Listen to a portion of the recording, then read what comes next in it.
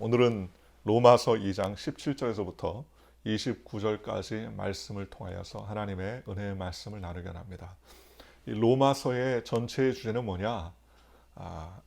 제일 첫 번째 로마서를 강의할 때도 말씀드렸지만 로마서는 믿음으로 말미암아 구원을 얻는다라는 이신득의 혹은 이신칭의 믿음으로 의롭다함을 받는다. 믿음으로 구원을 받는다라는 복음을 강조하고 있습니다.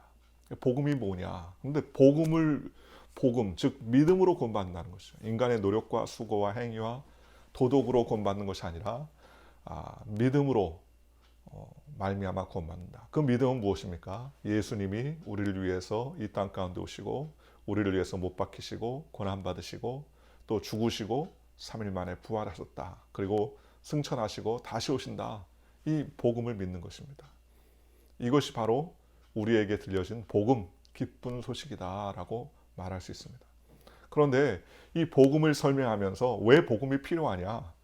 1장에는 하나님께서 우리에게 모든 것을 보여주셨다. 그래서 자연 만물들 보면 하나님의 그 만드신 것들을 보면 하나님이 계심을 알 수가 있다.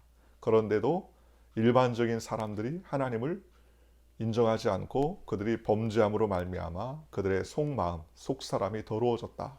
하나님을 알 수도 없다. 그래서 악한 일을 한다. 이렇게 말합니다. 그리고 2장에 와서는 바로 유대인이나 이방이나 모든 믿는 자들에게 모든 구원을 주셨던 율법이 있는 이스라엘도 구원을 받지 못했던 이방인들도 조차 하나님께서 그 법, 양심의 법과 율법을 통해서 그 법을 알려주면서 불구하고 그들은 하나님의 말씀을 지키지 못한다 그랬습니다. 오늘 17절에 와서는 유대인과 율법에 대해서 말하는 겁니다. 오늘 17절에 유대인이라 불리는 내가 율법을 의지하며 하나님을 자랑하며 율법의 교훈을 받아 하나님의 뜻을 알고 지극히 선한 것을 분간하며 맹인의 길을 인도하는 자요 어둠이 있는 자의 빛이요. 유대인 어떤 축복을 받았습니까? 그것은 하나님이 그들에게 이스라엘의 아버지가 되셨다. 이스라엘의 하나님이 되셨다는 축복을 받았습니다. 모든 이방인들보다 하나님께서 선택받은 민족이라는 택함을 받았습니다. 그리고 하나님께서 그들에게 무엇을 주셨습니까? 직접 율법을 주셨습니다. 모세를 통해서 하나님께서 그들에게 율법을 하나님께서 주셨다는 겁니다. 이렇게 살아라 하는 특별한 하나님의 법을 그들이 받았다는 거예요. 그리고 하나님의 선민의 백성이 됐습니다. 율법도 받았으니 그것을 자랑하며 하나님을 자랑합니다. 그래서 무엇을 합니까? 그들은 율법을 알아요. 율법이 무엇입니까? 하나님의 뜻입니다. 하나님은 이렇게 하기를 원하신다. 하나님은 이렇게 살기를 원치 않으신다. 라는 그 뜻을 하나님께서 이스라엘 백성들에게 율법을 통하여서 알려주셨습니다. 그래서 그 율법의 뜻을 알고 지극히 선한 것을 분간합니다. 그래서 그들은 무엇보다도 맹인들의 길을 인도하는 자의 어둠에 있는 자의 빛이 될 수 있었다고 성경은 말하죠.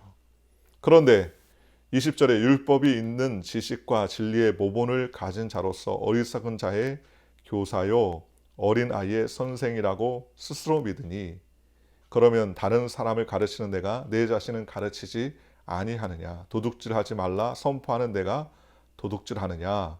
간음하지 말라 말하는 내가 간음하느냐? 우상을 가증히 여기는 내가 신전 물건을 도둑질하느냐? 무슨 말입니까? 하나님의 법도 그들에게 주었고 하나님이 그들을 선민, 즉 하나님의 특별한 백성이라고 삼았습니다. 그래서 그들에게 하나님께서 모든 것을 알려주셨습니다. 그런데 뭐라는 거예요? 그들이 그렇게 알면서도 아는데 어디까지 못 나간다는 겁니까? 그렇게 사는데 못 나간다는 겁니다. 그렇게 행하는데 못 나간다는 거예요. 알면 뭐합니까? 그대로 실천하지 않으면 그 문제가 되죠. 그렇지 않습니까? 가진 자의 특권이 있습니다. 아는 자의 책무가 있죠. 그죠? 안다면 그대로 어떻게 해야 됩니까? 행해야 됩니다. 행해야 돼요. 굉장히 중요합니다.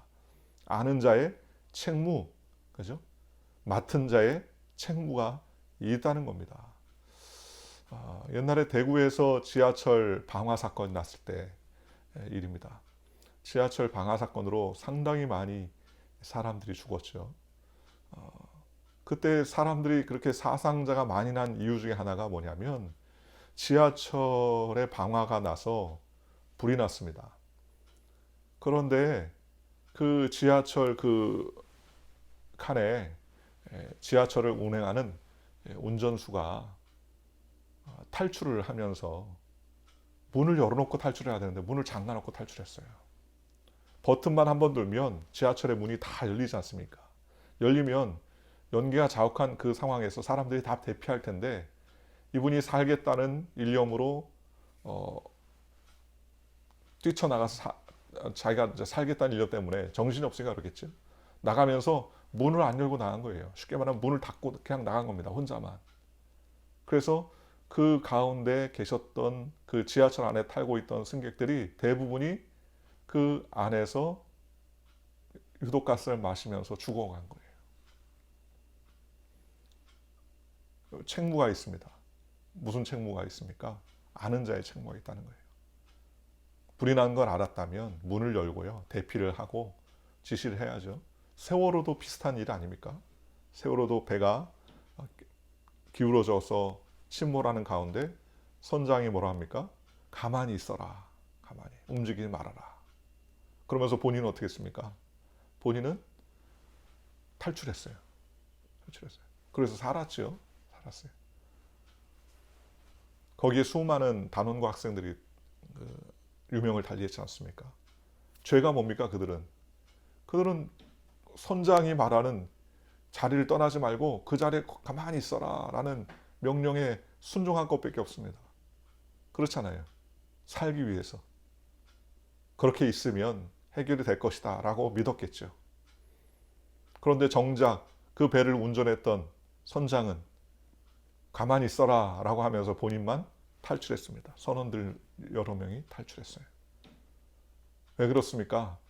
알면서 아는 자의 책무가 있습니다. 아는데 그렇게 살지 않았다는 것이죠. 자신의 생명을 자신의 생명 때문에 모든 승객들을 뒤로 하고 자신이 살겠다고 했어요. 비행기를 보면은요.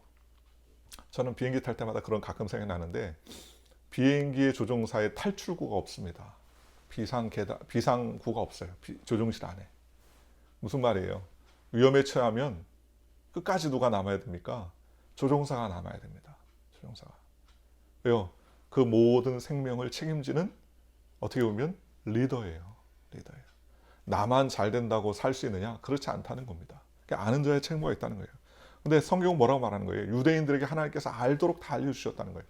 율법도 알려주시고 하나님의 선악간에 분별하는 것이 무엇인지 알려주시고 그 모든 것들을 알려주셨습니다. 그래서 맹인을 인도하는 빛이 되고 어둠 가운데 빛이 된 자의 삶을 살 수 있도록 하나님께서 이스라엘 백성들을 축복해 주셨다는 겁니다. 그런데 그런 축복과 율법을 받은 자들이 어떡합니까? 도둑질하지 말라 그러면서 뭐예요? 도둑질합니다. 그죠? 그러면서 간음하지 말라 하면서 뭐하냐? 간음합니다. 우상 숭배하지 말라 하면서 하나님 물건을 도둑질하고 더럽고 거짓말하고 그렇게 산다는 거예요. 그러니 율법이 필요가 있느냐는 거예요. 율법을 왜 줬습니까? 율법은 지키라고 줬잖아요. 그렇잖아요. 신호등이 빨간불, 파란불, 노란불이 있습니다. 신호등이 불이 빨간불, 파란불, 노란불이 켜질 때 신호등이 참 의롭다. 신호등이 참 착하다. 그렇게 말합니까? 아닙니다. 신호등을 지키라고 준 것이죠. 마찬가지입니다. 율법을 자라하는 내가 율법을 범함으로 하나님을 욕되게 하느냐 그랬습니다. 이스라엘 백성은 율법을 자랑합니다. 우리는 율법의 백성이다. 율법을 받은 자다. 우리는 하나님의 선민의 백성이다. 그런 축복된 삶을 사는 존재로 자신들을 자랑합니다. 그런데 어떻게 해요? 그런 율법을 범하는 너희들이 하나님을 욕되게 한다 그랬습니다. 기록된 바와 같이 하나님의 이름이 너희 때문에 이방인 중에서 모독을 받는도다 그랬습니다. 하나님 앞에서 이방인들 앞에서 하나님의 이름이 모독받습니다. 왜요? 그대로 살지 않으면 모독받죠. 그죠? 얼마 전에 한국에서도 지금도 마찬가지지만 한국에서 유명한 장관이 자신의 힘과 권력을 이용해서 자신의 자녀의 대학 입학을 위해서 여러 가지 정말 입에도 담을 수 없는 그런 비리를 행했지 않습니까? 지금도 재판 중 아닙니까? 그죠? 왜 그게 문제가 됩니까? 국가를 지도하는 지도급의 인사가 온당하지 못한 방법으로 서류를 위조하고 공문서를 위조하고 뭐 대학 총장의 직위를 위조했다. 그러니 더 크게 좌절감을 느끼는 것 아니겠습니까? 25절에 내가 율법을 행하면 할례가 유익하나 만일 율법을 범하면 내 할례는 무할례가 되느니라. 뭐 당연한 말이죠. 율법을 행합니다. 이스라엘 백성은 무엇을 받았습니까? 하나님의 섭리라는 증표를 받았어요. 그게 뭡니까? 할례를 받았지 않습니까? 율법을 받은 민족이요. 그들은 하나님께서 할례를 받게 했습니다. 할례는 남성의 성기를 잘라내서 하나님의 자녀임을 증명하는 것이 바로 할례입니다. 남자아이가 난 지 8일 만에 할례를 받게 돼 있어요. 얼마나 할례가 중요하냐? 하나님께서 모세를 부를 때에도 그 자녀들이 할례를 받지 않는다고 하나님께서 천사를 통해서 죽일 정도로 하나님의 선민임을 굉장히 중요하게 여겼던 것 아닙니까? 그런데 오늘 로마서에 뭐라고 말합니까? 율법을 행하면 할례가 유익하나 만일 율법을 범하면 내 할례는 무할례가 된다. 할례를 받아서 나는 하나님의 백성이요 선민이다 라고 아무리 주장해도 할례 받은 민족, 즉 하나님의 백성이라는 그런 흔적을 가지고 있음에도 불구하고 율법을 범하고 하나님의 뜻대로 살지 않는다면 그 할례 받은 게 무슨 의미가 있느냐? 할례 받은 게 그렇지 않습니까? 할례 받은 게 무슨 의미가 있냐는 거예요. 그렇게 살지 못한다면 그것은 무할례자나 마찬가지라는 것이죠. 26절에 그런즉 무할례자가 율법의 규례를 지키면 그 무할례를 할례와 같이 여길 것이 아니냐.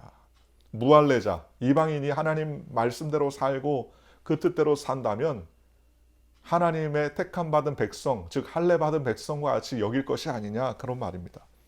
27절에 또한 무할례자가 율법을 온전히 지키면 율법 조문과 할례를 가지고 율법을 범한 너희를 정죄하지 아니하겠느냐.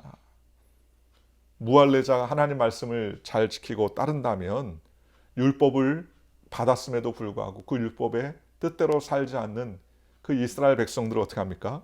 정죄하죠. 야, 우리도 지키는데 너희는 안 지키냐. 우리 예수 믿는 사람들이 이 상에서도 칭찬받고 하나님의 나라를 증거해야 되는데도 불구하고 때때로 간혹 온전히 믿지 못하는 사람들의 모습 때문에 비난받지 않습니까? 특히 목회자들, 저도 목사지만 한국의 목회자들이 비난받는 일들이 얼마나 많이 있습니까? 하나님의 선민의 백성, 하나님의 복음을 증거하는 자로서 선택받은 자야 함에도 불구하고 정말 입에 담을 수 없는 간혹 그런 자격 미달의 목사님들이 신문에 오르내리는 것으로 인하여서 목회자의 이름이 영광스러운 이름이 아니라 정말 담지 못할 이름이 되기도 하고 모든 기독교인들을 대표하는 그런 사람으로서 욕을 먹지 않습니까? 왜 그렇습니까? 하나님의 말씀대로 살아야죠. 하나님의 말씀대로 살아야 되는데 그렇게 살지 못하고 하나님 뜻대로 살지 못하는 그 행위가 사람들에게 비난받지 않습니까? 율법을 받은 이스라엘 백성들이 하나님 말씀을 받았으니 그 말씀대로 살았다면 그러면 인정받았겠지만 그렇게 하지 못하니까 이방인에게도 정죄를 받는 것 아니겠느냐, 그 말씀이라는 것입니다. 28절에 무릇 표면적 유대인이 유대인이 아니요 표면적 육신의 할례가 아니니라. 그렇죠? 혈통으로 나는 이스라엘 백성이다, 나는 혈통으로 유대인이다, 이게 중요하냐? 그것 중요하지 않다는 겁니다. 육체적인 유대인이 중요하냐? 그렇지 않죠? 표면적 육신의 할례가 아니니라. 아무리 할례를 받아서 이스라엘 백성이라고 인정해도 그렇게 하나님의 법대로 살지 못하면 할례 받은 자의 이름이 의미가 없다는 것이죠. 그렇지 않습니까? 29절에 오직 이면적 유대인이 유대인이며 할례는 마음에 할지니 영에 있고 율법 조문에 있지 아니한 것이라. 그 칭찬이 사람에게서가 아니요 다만 하나님에게서니라. 그렇죠? 육체적으로는 할례를 받았다고 하면서도 할례 받은 백성으로서의 삶을 살지 못한다면 그러면 무슨 의미가 있습니까? 그러니 할례는 어디다 해야 되느냐? 할례는 마음에 해야 된다는 겁니다. 그 표피를 조금 잘라냈다고 나는 하나님의 백성이다. 무슨 의미가 있냐는 거예요. 하나님께서 그런 할례 받은 민족으로 하나님께서 그들을 선택하신 것은 할례 받은 민족답게 살도록 하나님께서 율법도 주시고 하나님의 백성답게 살아갈 수 있도록 하나님께서 그들의 하나님이 되었음에도 불구하고 그렇게 살지 못하고 그렇게 하나님의 뜻대로 살지 못한다면 육체의 할례 받은 게 무슨 소용이 있냐는 거예요. 마음의 할례가 더 중요하다는 겁니다.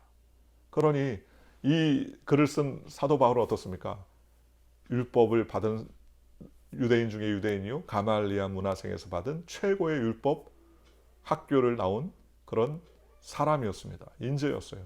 그럼에도 불구하고 사도 바울은 그의 삶에서 어떻게 했습니까? 예수 믿는 사람을 핍박하고 죽이는데 결혼하고 또 그들을 갖다 잡아 죽이기 위해서 그 증서를 받아가지고 예수 믿는 사람을 죽이려고 가다가 다메섹 도상에서 누구를 만납니까? 예수님 만납니다. 예수님 뭐라 합니까? 바울아, 바울아 왜 나를 핍박하느냐?